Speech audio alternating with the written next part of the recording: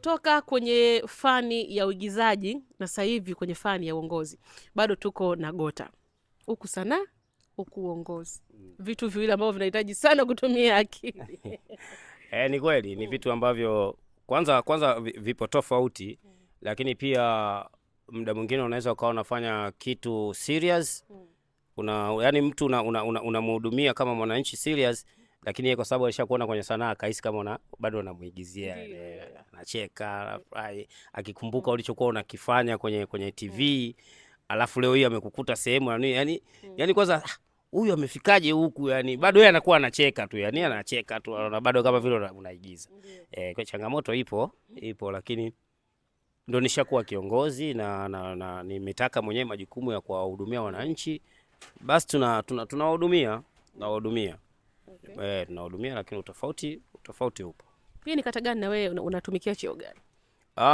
Hapa kwa kata ni kata ya Charambe, mtaa wa Rangi Tatu, na mimi naongea hapa ni mjumbe wa serikali ya mtaa wa Rangi Tatu, mtaa wa mjini kabisa. Unapofika pale Rangi Tatu manake mtaa wa mjini, na ofisi zetu zipo pale ofisini, na tunahudumia wananchi ambao wana tamaduni mchanganyiko.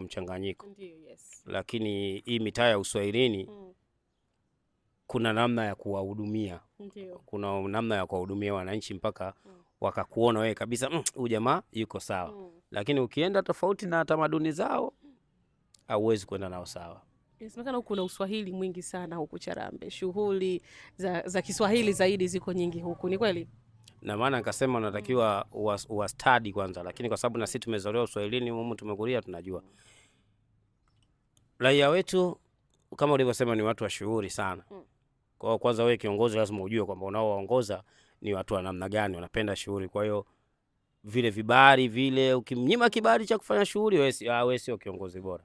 Hata kama utampa sababu za msingi za kumwambia bwana, shughuli hii kwa mwezi huu usifanye. Jaribu kupeleka mwezi huu kwa sababu ya hili na hili na hili na hili na hili. Yeye kashapanga ratiba zake, anataka kurudishiwa vitu vyake. Hawezi kukuelewa, sema au kiongozi huyu huyu basi nitaenda mbele, wewe unajua vile. Kwa hiyo ni namna ya kuishi nao kwa akili sana. Kwa sababu licha hiyo shughuli, lakini ni watu wa mikopo sana. Okay. Mikopo. Sasa changamoto inakuwa huyo mmoja leo amekuja, umemwandikia barua ya utambulisho na kumdhamini kwamba akachukue mkopo kampuni fulani. Ndio. Lakini baada ya siku 3 anarudi tena, umwandikie barua nyingine, anaenda kuchukua mkopo sehemu nyingine. Ina maana huu mkopo huu hajamaliza, na unajua kwamba huu hajamaliza, lakini anachukua mkopo sehemu nyingine, na wewe pia unatakiwa uizinishe. Kwa hiyo ukitaka kumwambia bwana, mbona juzi imekuwa, basi wewe sio hapa na hapo hamtoelewana. Kesi gani hasa kubwa ambazo umekutana nazo kwenye uongozi kwenye mtaa wako? Kesi zipo nyingi.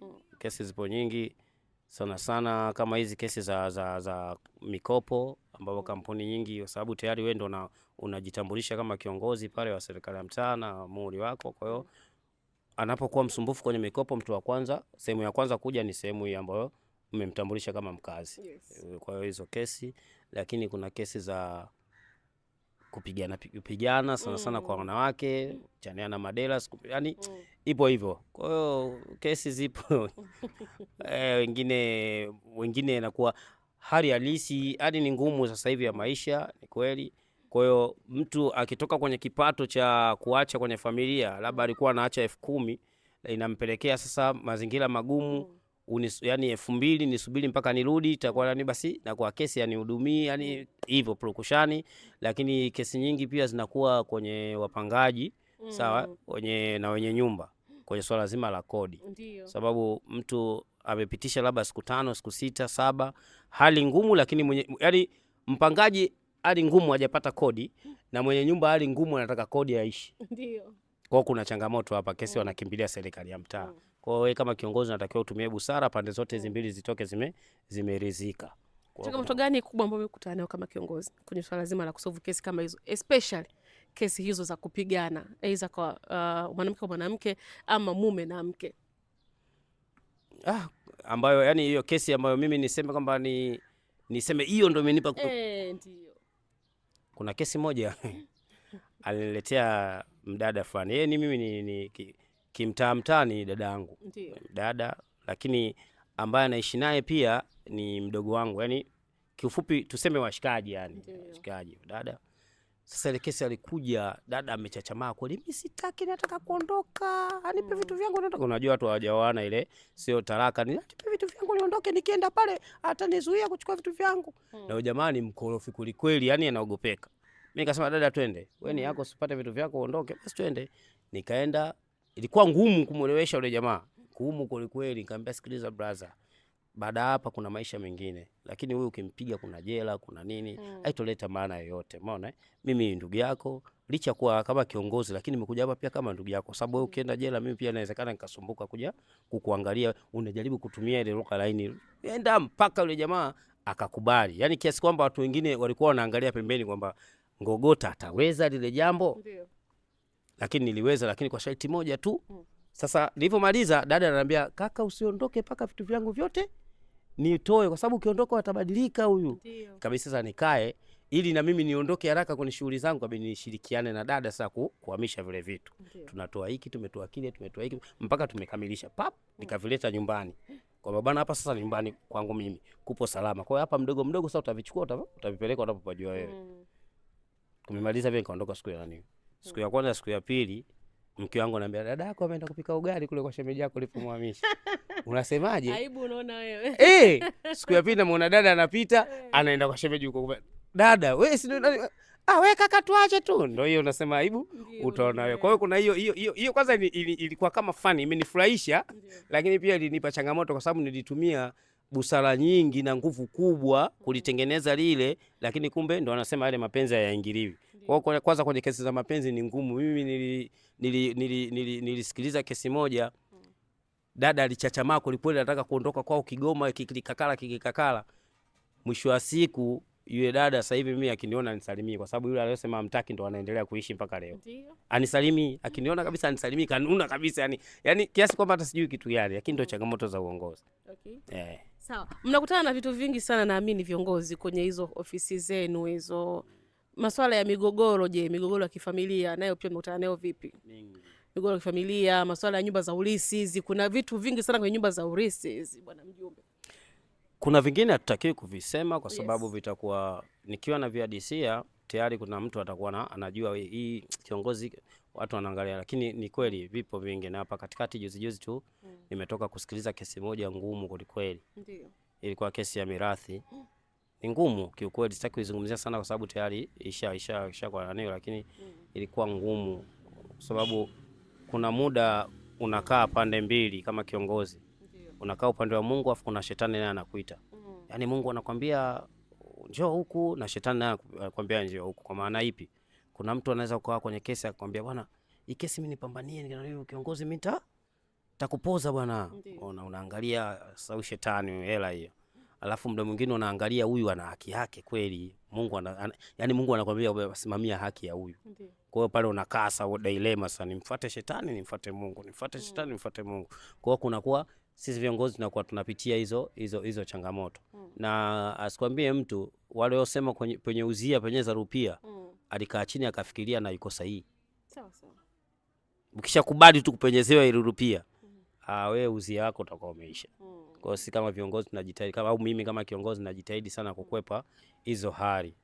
Najitahidi sana, bora mtu aondoke amekasirika, lakini akaenda kutafakari atajua kwamba nicho kwa nimekiamua kwake ni sahihi na ni ukweli. Kwa hata kama atasema atakasirika hapo kwenye kikao kitoka kile ukasa, ila kiongozi pale amefanya sawa.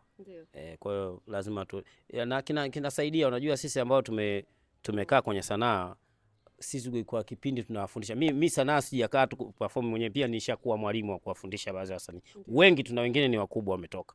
Hata nikiwataja hapo unaweza kushangaa, lakini wengine ni wakubwa tu wametoka kwenye mikono yangu mimi. Kwa hiyo ile kariba ya uongozi, kuongoza wasanii, bora upewe mbuzi 200 ukawachunga jioni moja, utapata kesi kama kuongoza wasanii. Yaani wasanii wana shida kweli, hasa mnapokuwa makambini huko. Watoto wa watu wale umachukua, hao wengine wanarudi na mimba, hao wengine nini. Kwa hiyo inakuwa changamoto kubwa. Kwa hiyo hata ile somo nilolipata kule nikilileta huku, najua nakuwa na IQ kubwa sana ya kufafanua majambo na kuliona lipi likae sawa, liliweke hivi na hili kae hivi. Kuna kauli inasema kwamba tamaa ya kiongozi inafukuza haki ya mwananchi. Kama kiongozi, kwa wale viongozi ambao wanakubali sana kupokea na kupoteza haki za wananchi, unawazungumziaje? Yaani ipo hivi, kiongozi Ndiyo. ukishindwa kulitatua tatizo, wewe ndio unakuwa tatizo. Ukishindwa kulitatua tatizo, wewe ndio unakuwa tatizo. Kwa maana unayoiona hii ni rushwa, na rushwa tushaambiwa ni adui wa haki. Kwa hiyo ni tatizo. Kwa hiyo ukilishindwa kulikemea lile au ukashiriki nalo, wewe unakuwa tatizo pia. Nafikiri itakuwa nimekujibu sahihi. Yes, umenijibu sahihi kabisa. Sawa, cha kumalizia hapo bwana mjumbe, kuzungumza kuhusiana na eneo lako hili la Charambe. Mtaa Rangi Tatu. Ni eneo zuri kwa maendeleo, ni eneo ambalo linapiga kasi ya maendeleo kwa haraka sana. Kwa haraka mno. Maendeleo yapo makubwa na uongozi wa serikali ya mtaa uko thabiti sana. Ukishirikiana na madiwani wetu wa kata ya Charambe. Kifupi, kwa sisi Rangi Tatu na kata mzima ya Charambe tunaiona ile dira ya miaka 50 ya rais ile, sisi tunaanza kukimbia nayo kwa haraka. Kwa maana miundombinu ya barabara zetu ambazo zilikuwa korofi sasa zimeanza kutengenezwa. Umeona, kero kubwa ilikuwa mlundikano wa wafanyabiashara katika soko letu la Rangi Tatu, ambao kuwa sasa hakuwa na utaratibu maalum. Manispaa ya Temeke sasa imetengeneza utaratibu maalum ya kuwatambua wafanyabiashara hao, sawa, kupitia meza ambazo zinagaiwa kwa namba na kwa jina la mtu ili kulipa ushuru sahihi kabisa. Zamani ilikuwa watu wanatapeliwa. Yaani utamwona mtu frame hii sio ya kwake, ya manispaa labda hivi, lakini kwa sababu yeye anakuwa mmiliki pale, anamkodisha mtu milioni 1.5, sawa? Alafu yeye manispaa kule anapeleka labda 50,000 kodi hivyo. Lakini sasa manispaa ameona ile wafanya biashara wasinyanyasike kupitia huu mradi ambao mtaa Rangi Tatu pia tumepata neema hiyo. Sasa manispaa itakuwa inamtambua mfanyabiashara moja kwa moja, sawa, na kumpatia meza kwa kiasi ambacho unalipia control number moja kwa moja manispaa bila kupitia kwa mtu binafsi, lakini ada yake inakuwa ni ndogo sana, 20,000 kwa mwezi. Kwa mfanyabiashara anaweza kumudu hiyo gharama. Kwa kwenye hili tu mtaa wetu Rangi Tatu nipongeze serikali kuu, lakini nipongeze halmashauri ya manispaa Temeke kupitia mkurugenzi wa manispaa, lakini mkuu wa cluster wa kata ya Charambe, diwani pamoja na mwenyekiti wetu serikali ya mtaa Rangi Tatu kwa kuliona hili na kulisimamia utaratibu mzuri. Kwa hili niwapongeze sana. Kuna chochote cha kuomba kwa uongozi wa juu kama mjumbe kwenye mtaa wako huu? Cha kuomba zaidi kwa kudumisha amani. Amani ndio msingi wa kila kitu. Leo hii Waswahili wanasema ni heri ya ugali tembele kwenye amani kuliko pilau nyama kwenye vita. Kwa sababu kulika kwake pia. Kwa hiyo mimi niwaombe tu vijana wenzangu wa mtaa Rangi Tatu. Sawa? Tuilinde amani. Amani ndio kila kitu, thamani kubwa sana mboni yetu ni amani. Palipo na amani hata maendeleo hawezi kujengeka. Leo hii mimi ninaweza nikawa na wazo la kuifikisha serikali kupitia cheo changu hiki kidogo, lakini nikashindwa kama kutakuwa amani haipo. Maana nani ananisikiliza? Kwa hiyo hapa katikati tulipata somo kidogo, hebu ile somo lifanye tuhitimu sasa, tuone yale majambo hayafai kwa vijana, tulee familia zetu kwenye misingi ya dini, maadili mema, tuwe na amani na tuhubiri amani. Kifupi hilo ndio kubwa ambacho naweza kusema. Bwana, mimi nikushukuru sana bwana kiongozi, nashukuru sana. Tumemaliza hivyo, tulikuwa na kiongozi mjumbe wa mtaa wa Rangi Tatu kwenye kata ya Charambe. Huyu ni bwana Gota, lakini kwa upande mwingine ni msanii, mburudishaji, mwelimishaji. Mimi hapa ni Sambei behind the camera kama kawaida, mtu wangu wa nguvu, director Ali Alain.